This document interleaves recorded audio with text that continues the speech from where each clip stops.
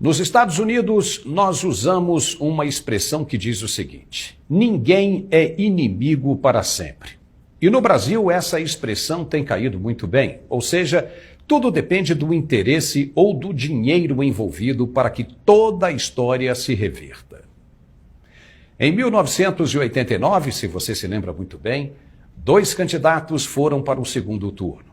Mas a maior emissora do país não admitia, em hipótese alguma, que o então candidato de esquerda chegasse ao poder. O último debate aconteceu, mas o que o público viu depois, exaustivamente nos telejornais da rede, foi bem diferente. Evidências de um discurso editado para favorecer o candidato que ganhou perturbou muita gente e provocou vários protestos, inclusive do partido que perdeu. Uma trama reconhecida pelo antigo diretor-geral da emissora. Essa ajuda que foi dada ao Collor foi um pedido do Dr. Roberto Marinho. E ele era defensor do Collor, não por uma questão de ideologia, ele realmente acreditava no Collor. Acho que todos nós acreditávamos no Collor. Na eleição seguinte aconteceu de novo a mesma coisa, na mesma proporção. A resistência da emissora ao candidato de esquerda, que depois ganhou o apelido de Sapo Barbudo, favoreceu o adversário e criou a imagem do candidato derrotado como símbolo do terror, do comedor de criancinhas e da ameaça às instituições democráticas e empresariais.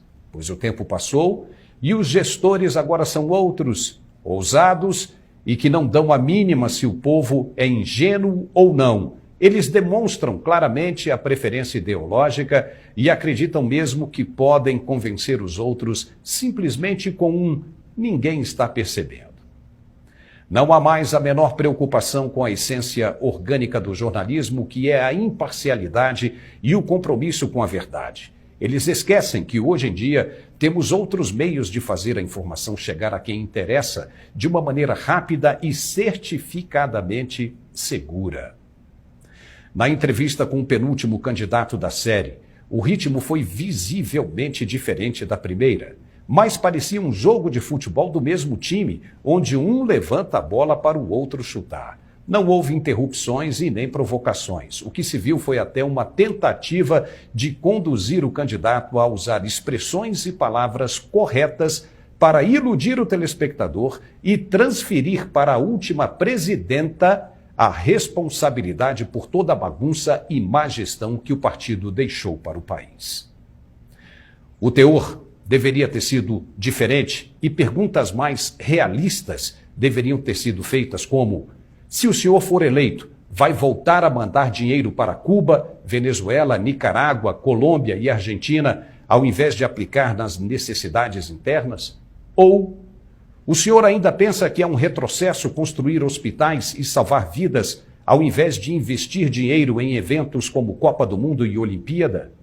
Se o senhor for eleito, vai trazer de volta pessoas como José Dirceu, João Vacari Neto, Luiz Guxiquim e tantos outros para ocupar cargos estratégicos no seu governo? A verdade é que ninguém governa sozinho, e vimos a mão do partido em todas as ações fraudulentas daquele governo. Se não fosse assim, a presidenta deveria ter sido responsabilizada criminalmente sozinha por tudo o que aconteceu. Basta dar um pouquinho de corda para ver como um mentiroso se enforca. Ele confessou que sabia das operações da Polícia Federal antes de acontecer.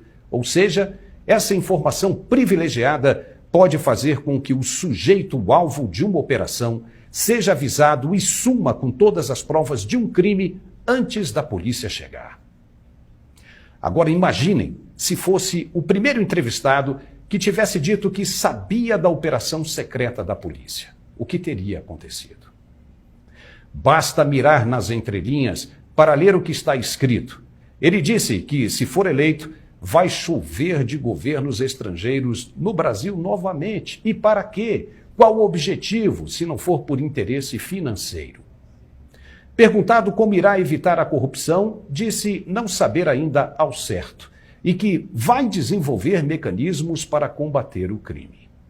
E com relação à política com o Congresso, vão sentar e conversar com o Centrão para resolver as questões na base do pé de ouvido.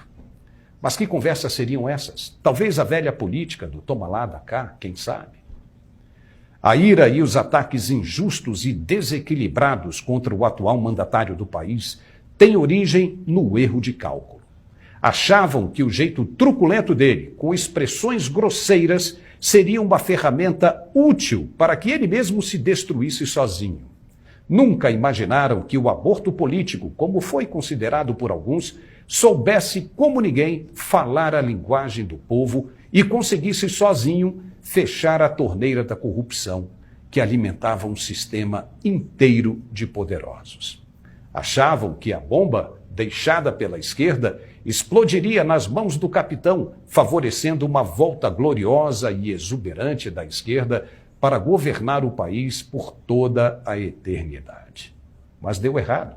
E o desespero agora é absoluto, onde vale até acordos inimagináveis para tentar voltar às maravilhas da vida fácil que tinham antes. Realmente ninguém é inimigo para sempre. Só depende dos interesses envolvidos nas negociatas. Por favor, se inscreva em nosso canal e compartilhe. Muito obrigado. Quai, seu app de vídeos curtos.